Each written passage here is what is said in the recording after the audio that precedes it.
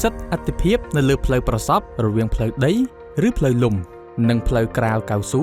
ឬបេតុងតើអ្នកបើកបរត្រូវផ្ដល់សិទ្ធិឲ្យយានយន្តណាមួយទៅមុនប្រសិនបើជួបស្ថានភាពដូចខាងក្រោម